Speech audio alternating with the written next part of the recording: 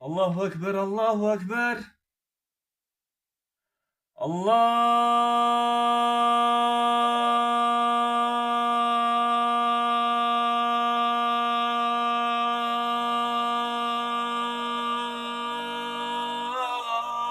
Ekber, Allahu Ekber. Eşhedü en la ilahe illallah.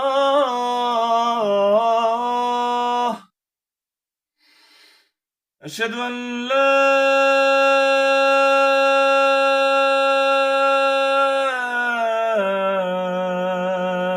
إله إلا الله. أشهد أن محمدا رسول الله. أشهد أن محمدا رسول الله.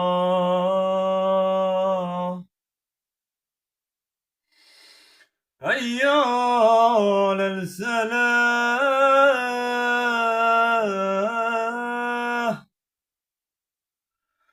هيا على السلام.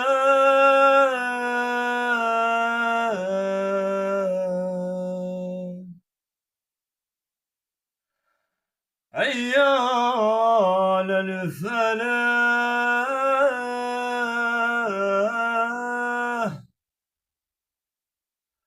هيا على الفلاح.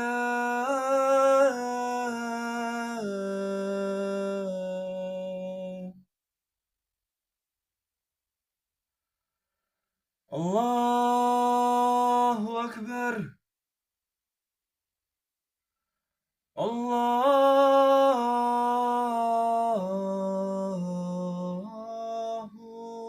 الله أكبر. لا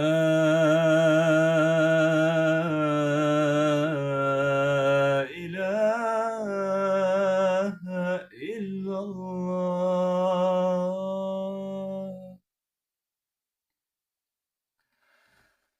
Alors, en France, on est dans une islamophobie si apparente, si évidente, pourtant si négationniste. Partout, on joue toujours au même jeu. Comme on disait, hein, c'est la société de spectacle. En fait, je vais vous ratatiner tout ça jusqu'à ce que vous intégrez toutes ces connaissances, vous compreniez comment les choses se fonctionnent en fait. Je vous donne pas de poisson. Isa alayhi salam, Jésus, paix sur lui, il en a donné, hein, il a distribué, hein, il a fait jeter les fils. Et vous êtes déjà nourris, les estomacs sont remplis spirituellement maintenant. Essayons d'avoir des choses spirituelles. Donc, en France, on fait toujours ce jeu. C'est-à-dire que, comme Andrei Tarkovsky il le disait, si quelqu'un il parle tout le temps de honneur, c'est qu'il manque d'honneur en fait. Si quelqu'un parle tout le temps de liberté, c'est qu'il n'y a pas de liberté en fait. Si quelqu'un parle tout le temps d'égalité, en fait, il n'y a pas d'égalité. Il y a la lutte des classes, mais violent quoi. C'est hard capitalisme, mais hardcore quoi. Et si quelqu'un parle tout le temps de fraternité, et ça le plaque comme ça partout, mets-le partout. Là, dans les chiottes, à droite, à gauche, dans les bâtiments, les mairies, les préfectures, partout, tu mets ça. Liberté, égalité, fraternité. Si quelqu'un fait ça, dit Andrei Tarkovsky, c'est quelqu'un qui était très riche, hein, il avait beaucoup d'argent. Je dis qu'il avait beaucoup d'argent parce que les gens, ils prêtent pas l'attention à quelqu'un qui était pauvre et qui disait des choses super intéressantes. Et s'il était pauvre, en fait, on s'en fout, on veut même pas écouter. Ah, ça fait mal. Mais s'il était riche, en fait, c'était un monarque russe blindé. Et il a dit ça un jour. D'accord? Vous retenez? Il était super riche, Andrei Tarkovsky. Mais non. C'était un réalisateur, un chercheur de vérité, en fait. Et il était amoureux de Christ. Et toute sa vie, il a lutté, justement, contre toute cette mensonge, en fait. Tribaliste, encore des Russes. Parce que eux aussi, encore, ils se perdaient dans leur mesquin idéologie de notre peuple. Parce que, en fait, tout ça, c'est pourquoi, vous savez, il y a un bande de personnes moins que rien, qui sont capables de rien en fait, qui n'ont que leur drapeau et la langue qu'ils parlent en fait. Et ça, c'est comme si en fait, tu te contentes, tu dis, je suis extraordinaire, je respire en fait. C'est pas une capacité en fait, c'est normal. Si tu respires pas, tu meurs de toute façon. Tu t'es même pas dans ce monde-là, ça sert à rien. Mais eux, en fait, ils pensent qu'avec ça, ils peuvent marcher sur le monde. Ils peuvent éclairer les ténèbres. Ils pensent que ça suffit pour pouvoir guider les peuples, les autres peuples. Et le russe, là, qui est, voilà, qui adore le tsar, qui pense que c'est lui qui a inventé les montagnes russes, s'il y en a. Et lui, en fait, il se dit, moi, c'est moi qui va guider tout le peuple. Et tu lui poses la question, tu dis, mais avec quoi, mec? C'est quoi ton idéologie? Vas-y, balance-le. Il dit, en fait, nous, on est extraordinaire. On a des grosses pites, t'as vu? Et on danse bien, et on respire. Et t'es un Colombien, tu dis, mais ça me sert à quoi, là, tout ça? Tout ce que tu as raconté, là, ça me sert à quoi? Pourquoi je prendrais pas bleu, blanc, rouge des Français? Pourquoi je prendrais pas la culture allemande? Qu'est-ce qui change? Ça change, en fait, hein? C'est drôle tout ça, c'est extraordinaire. Bon, je ris un peu. Des gens, du coup, ils trouvent ça un peu bizarre, peut-être. Mais pourquoi je ris, vous savez? Parce que je vois le fond des choses, en fait. À combien tout ça, c'est un peu. Le jeu, il est si apparent à mes yeux. Imaginez ça. C'est comme si vous voyez un ours qui vient comme ça, avec le nid d'abeilles dans sa main. Il mange le miel en même temps. Il dit, ah, tu veux un peu de miel? Je te vends un peu. Et toi, tu lui dis, ouais, c'est pas mal. Ouais, vas-y, c'est combien? Il dit, ouais, 5 euros. Et tu lui dis, mais tu l'as prise où? Il dit, bah, c'est moi qui l'ai fait. Et tu le regardes, tu dis, mais comment ça? Il dit, bah, c'est moi, je suis allé ramasser des pollens sur les fleurs, avec ses gros pattes. T'as vu? Il dit, c'est moi qui l'ai fait. Et il veut que tu le crois. Et toi, t'es là, tu le regardes, tu dis, ouais, c'est ça. Ah, c'est toi qui l'as fait, en fait. Donc, toutes les tribalismes, en fait, c'est ça, en fait. Et l'islamophobie régnant ici en France est soutenue avec cette tribalisme. Et cette tribalisme-là, encore, il suffit pas de dire, en fait, oui, il y a tribalisme, etc. Il y a chez tout le monde. On le sait, mais on va essayer de comprendre avec un peu plus de détails. On va y arriver avec la culture française, etc. Comment on a essayé de le vendre, comment on a essayé de le polir. Donc, si vous voyez tout ce qui est contre l'islam, eux, il vient avec une force en fait. Ils ont besoin de mettre quelque chose dans la balance en fait. Ils ne peuvent pas venir juste dire ah, l'islam machin. Les gens ils vont dire oui mec, mais t'as quoi à proposer? Même le plus idiot dira ça. Qu'est-ce que t'as en échange? Vas-y. Du coup, en fait, ils vont inventer un truc. Il faut qu'ils, voilà, et ils vont c'est un truc même. C'est que c'est comme si en fait, il y a une meuf, elle a une chute qui est pourrie en fait. Personne ne veut faire l'amour avec elle. Et elle pue quoi. Et là, tu viens, tu dis, mais elle est vierge. T'as vu? C'est c'est un truc comme ça en fait. C'est un truc de folie. Et c'est comme ça qu'ils le font en fait. Il y a par exemple des écrivains, des journalistes ils disent ah, la culture française, ceci, cela, la littérature française, etc. Mais tout ça en fait, quand tu regardes la culture française, avant la christianité, il n'y a rien. Nada. Vraiment, zéro quoi. Sans les prophéties, il n'y a pas la culture française. En fait, toute la culture française, s'il y en a une, s'est développée au fil des siècles parce que l'enseignement des prophètes sont venus et ont donné des grâces à ce peuple-là. Vous voyez? C'est comme aujourd'hui, par exemple, vous allez dans n'importe quelle maison française et vous dites, mais, mec, est-ce que tu couches avec ta mère? Il va te dire, mais t'es malade mental ou quoi? Pourquoi tu parles de quelque chose comme ça? Je vais pas coucher avec ma mère. Et tu lui dis, pourquoi tu le fais pas? Il dit, mais ça, parce que ça se fait pas. Mais il rentre pas dans le profondeur de cet enseignement, en fait. D'où il vient, ça? Parce que, voilà, c'est, sur cette terre-là, la moralité, s'il y a une question de morale, on peut pas le savoir. S'il n'y avait pas un enseignement supérieur, c'est-à-dire vertical, on ne pouvait pas dire, voilà, il faut pas coucher avec sa maman, parce que, voilà, on peut pas savoir, en fait. Voilà. Et vous voyez, des fois, il peut y avoir des ennuis comme ça. Et voilà, s'il n'y a pas des lois divines qui met en évidence que ces choses-là ne se pratiquent pas, ben on le ferait. Mais le gars, il comprend pas ça. Il comprend que tout ça, en fait, toute cette culture, c'est assis, c'est composé, c'est arrivé comme ça. En fait, vu que tout est là, tout est à disposition, ils pensent que c'est eux qui l'ont fait en fait. Ils pensent que ça leur appartient. Mais comme on l'a dit la dernière fois, tout appartient à notre Seigneur. Seigneur des univers, le beau, celui qui est beau, la beauté, elle-même. En fait, c'est le nom de notre Créateur.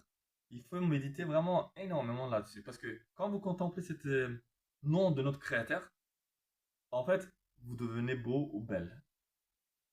Voilà, des gens qui sont fous furieux de Chanel, de ceci, de cela, pour devenir beau ou belle. En fait, avec zéro argent, voilà, c'est une technique que je vous donne. D'accord? Essayez de méditer sur ça. C'est pas sur votre beauté. Attention. Sur la beauté de notre Créateur. Méditez sur ça, méditez sur ça. Réellement, hein. Comme on l'a dit, hein, pas endormissez. Non. Je médite vraiment sur la beauté de notre Créateur. Je contemple la beauté de cette terre, la beauté qui m'a été donnée. À travers tout ça, j'essaie de comprendre la beauté de notre Créateur.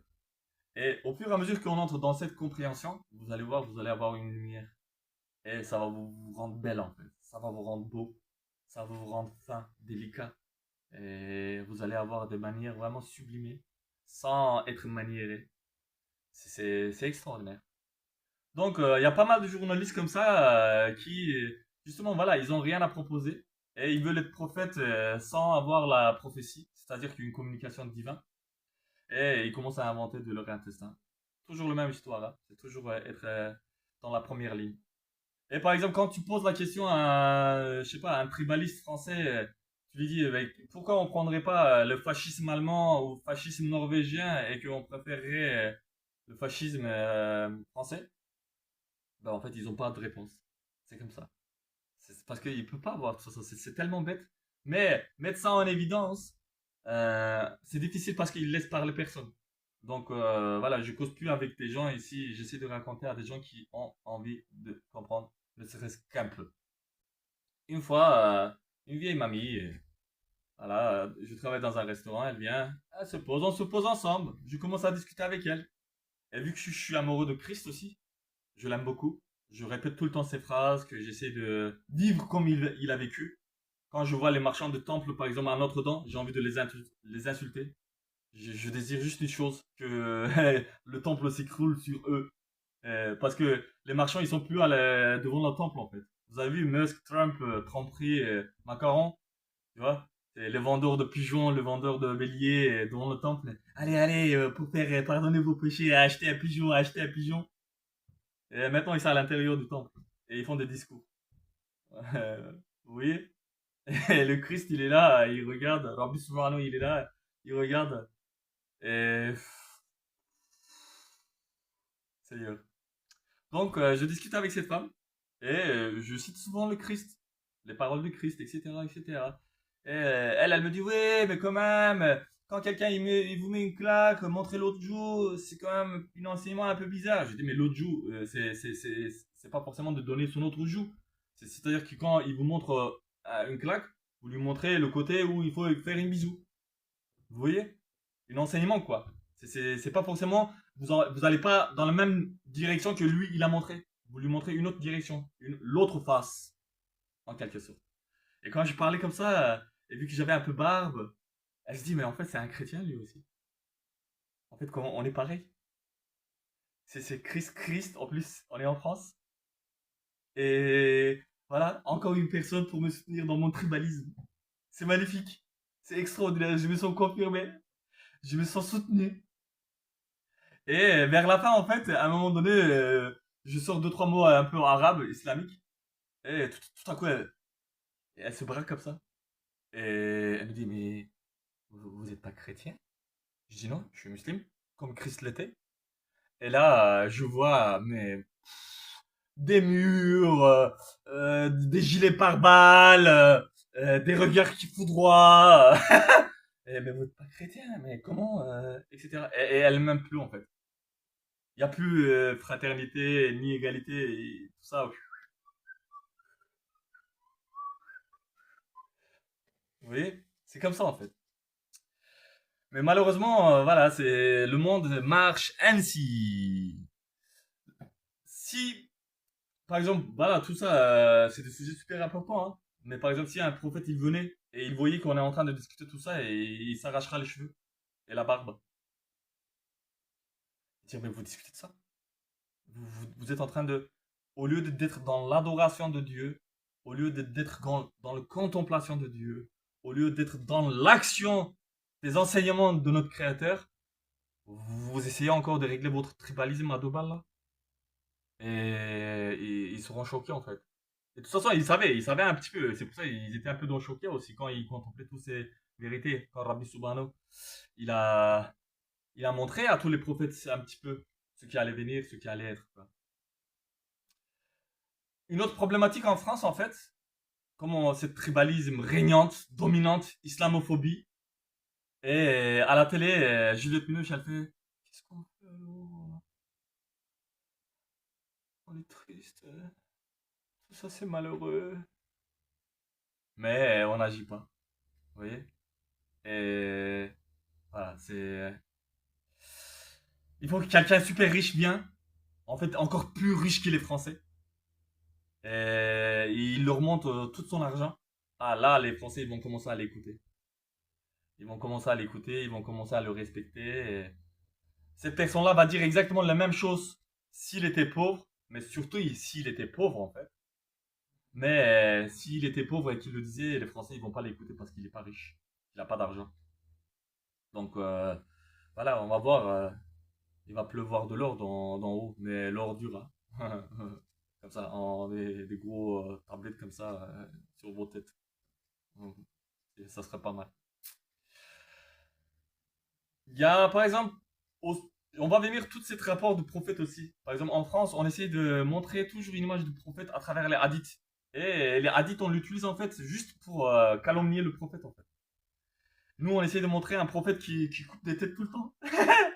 Vous imaginez, en fait, quand vous regardez les chaînes françaises, le prophète qui du matin au soir il priait, il avait ses pieds gonflés parce que tellement il était resté la nuit en train de prier à Rabbi Subhanahu.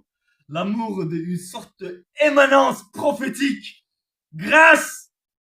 Et eux, ils racontent à leur chétain, ouais, ils décapitaient des gens quand même. Et le lendemain, tu ouvres la télé, ils décapitaient des gens quand même. Et le soir, ils décapitaient c'est la même chose en fait. C'est des perroquets.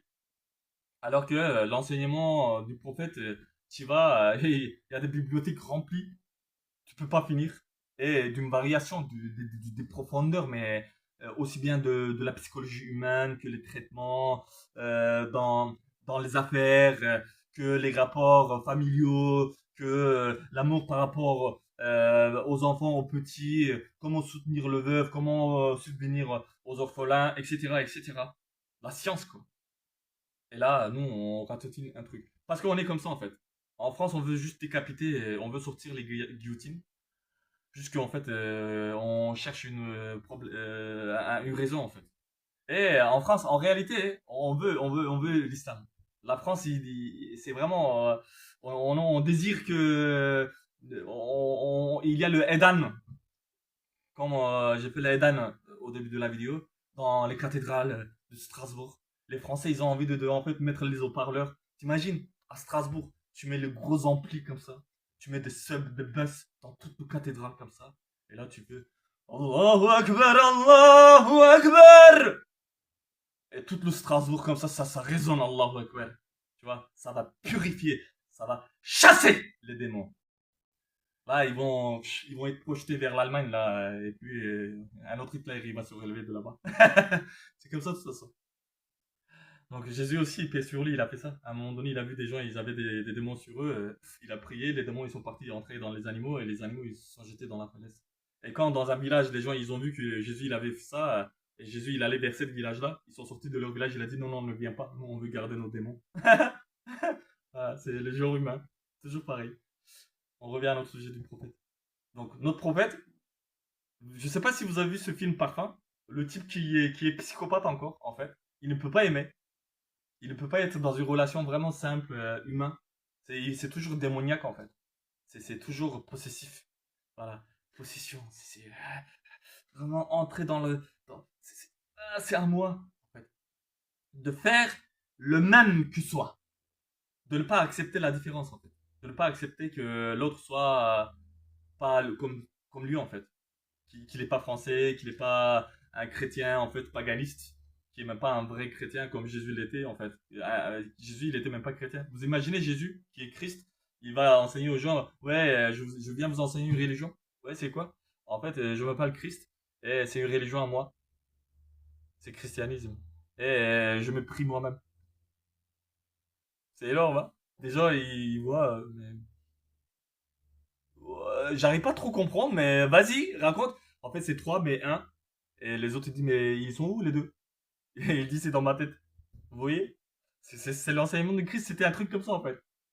Vous lisez dans toute la Bible, vous le trouvez pas, mais les prêtres, ils le racontent du matin au soir dans les églises. Et c'est génial, c'est extraordinaire. C'est leur religion. Et ils veulent qu'on croie à ça. Tu crois pas? Tu vas voir. Ouais. On a des banques. Ouais. On a des costumes. On a des symboles. Tu vas voir. Mais en arabe, subhanallah. Ouais, donc, parfum, ce type, en fait, il peut pas aimer une femme.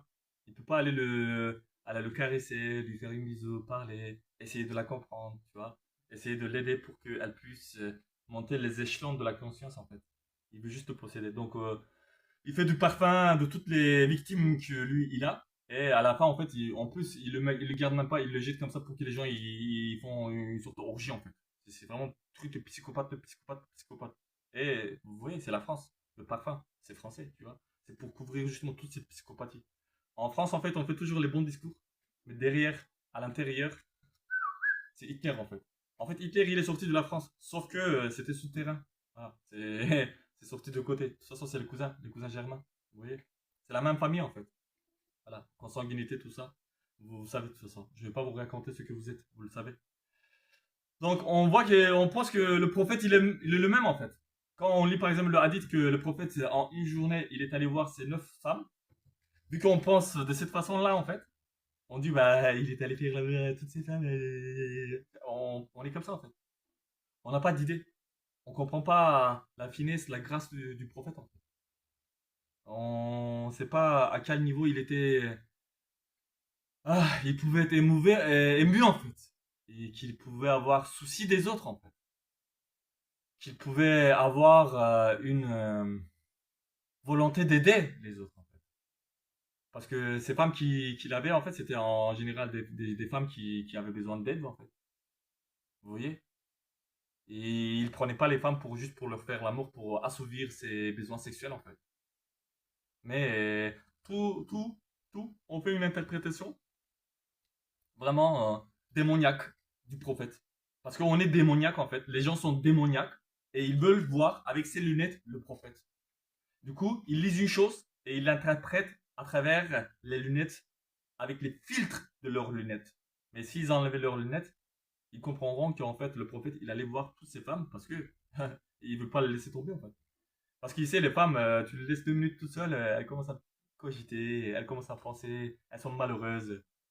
Euh, il lui manque un peu de rouge à lèvres qu'elle préférait, qu'elle voulait mettre le soir-là et qu'elle en a plus, elle commence à déprimer. Tu dois aller parler pendant 3 heures à elle, mais t'es très belle, t'es magnifique, vraiment, je te préfère. C'est vraiment, j'aime beaucoup ton odeur. Parlez. Et à la fin, ah, ok. Ok, d'accord. Ouais. Et elle va faire un thé, tu vas boire un thé. Bon, allez, j'y vais. Et tu vas parler avec l'autre femme. Elle a encore un petit problème, hein. Un problème de cheveux. Elle a transformé ça en montagne. Il faut lui parler, raconter. Et les voix de Seigneur. Oh là là là là là. C'est loin, c'est loin. Très loin. Je dis pas que toutes les femmes de prophètes, elles étaient comme ça, mais c'était une sorte pour qu'on comprenne en fait. Exemple. Mais voilà, ça aurait pu être autre chose pour régler un problème. Imaginons, il y a un problème dans la cuisine. Le prophète, il est allé régler le problème là. Et ça faisait 2 jours qu'il n'avait pas vu son autre femme. Il est allé le voir. Ça va? La baisse? Tout va bien? Ça va? Alhamdoulilah, t'as fait tes prières? Oui, mashallah. Super. Et il va aller voir son autre femme. Il lui dit, bah, demain j'ai besoin de ça, s'il te plaît, est-ce que tu peux me le préparer? Oui. Bah écoute, demain je t'amène ça. Soit à la maison, après le dhuhr, s'il te plaît. Oui, d'accord. Il va aller voir son autre femme. Vous voyez, ça peut pas être comme ça. Forcément, il est allé faire l'amour à toutes. Vous comprenez? C'est une dinguerie en fait. Et le problème d'Hadith, c'est ça en fait. Parce que le problème d'Hadith, si on ne sait pas interpréter, si on ne le comprend pas, si on n'a pas une vision correcte de notre prophète, là, vous pouvez avoir comme Salman Rushdie en fait. Lui, c'est un psychopathe. Il y a les démons qui chient dans sa tête. Son cerveau, en fait, c'est un entonnoir qui ramène jusqu'au son estomac toute la merde que les djinns chient. Et il écrit des histoires comme ça, à travers les hadiths qu'il ne comprend absolument pas. Ils n'ont pas la science et ils interprètent. C'est comme l'autre jour, un chrétien qui me dit, ouais, le Coran, c'est incompréhensible, machin. Mais t'es fou, tu comprends pas en fait. Tu parles de quelque chose dont tu n'as aucune science. La religion n'est pas ni les manières, ni un tribalisme. On va comprendre tout ça, on va simplifier, hein. Une fois qu'il est compris, appliqué, ça va faire des forces, mais d'une force, mais vous allez vous sentir mais d'une puissance extraordinaire. Et d'une capacité d'observation, mais magnifique. Et là, vous allez contempler vraiment des beautés. Les couleurs, vraiment, waouh. Et tout ce qui était en fait français, réel, vrai, ils vont faire surface. Et tout ce qui était français, mais qui était juste en fait un tribalisme fasciste, espérons vont disparaître. Salam alaikum wa rahmatullahi wa barakatuh.